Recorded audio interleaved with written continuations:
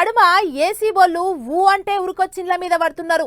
అవతలొళ్ళు సర్కారు కొలువులు చేసేటి పెద్ద పెద్ద ఆఫీసర్లా లేకుంటే రాజకీయం చేసేటి లీడర్లా ఎమ్మెల్యేలా మంత్రులా అని చూసుడే లేదు. మతలా అందుడే ఆలస్యం.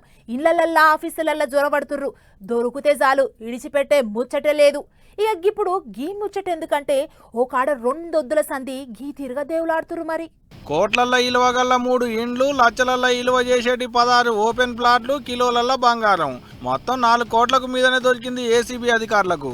వరంగల్ డీటీసీ పుప్పాల శ్రీనివాసు ఇండ్ల మీద పడితే గీ తీరిక సొమ్ములు డబ్బులు దొరికిన ఏసీబీ పెద్దసార్లకు. ఈ ఒకటే కాదు, బ్యాంకు ఖాతాలో 5 లక్షలు వెళ్ళినాయట. అందాదగా ఓ 23 లక్షల వరకు ఇలువగల్ల కార్లు, 2 కిలోల బండ్లున్నాయట. ఓ 15.5 ఎకరాల వరకు వ్యవసాయ భూమి పత్రాలు కూడా దొరకబట్టిలాట. అంతా కలుపుకొని 4 కోట్లకు మీదనే ఇలువగల్ల ఆస్తుల్ని దొరకబట్టినామంటున్నారు అధికారులు. గీయన్ని గవర్నమెంట్ వాళ్ళ లెక్కలు. బయట మార్కెట్ లెక్కలు వేసుకుంటే కోట్లలో ఉంటది అంటున్నారు మనోని ఆమ్దాని. ఈ కాక ఓ 22 దానక బయట దేశాలకేంచి పట్టుకొచ్చిన మందు బాటలు కూడా దొరకబట్టిలాట ఏసీబీ సార్లు. పొద్దున్నాక వసూలు చేసుకొని వచ్చి అలసిపోయి పొద్దుకాల రోజుకో 2 పెగ్గులేసుకుందాం అనుకున్నట్టున్నాడు కావచ్చు సారు. జగిత్యాల జిల్లాలో ఆయన సొంతూరు కొలువు చేసేటి వరంగల్ కలుపుకొని 5 దుక్కుల ఒకటే పాలు ఇండ్ల మీద పడితే ఆదాయానికి మించి ఆస్తులు బయటపడ్డాయట. ఇంకేముంది, కేసులు రాసుకున్నారు, విచారణ చేస్తున్నారు. శుక్రవారం మాపటీలకేంచి శనివారం పైటీలు వరకు ఏం తక్కువ 10 గంటల దాకా సొట్లు శోధించిలాట.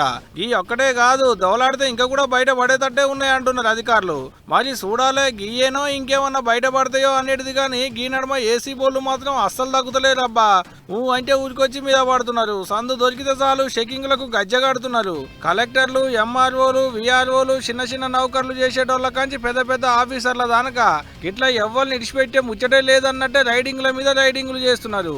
ఎంత ఆధారున్నా పదారున్నా ఇడిచిపెట్టే ముచ్చటే లేదంటారు ఏసీబీ పెద్ద సార్లు.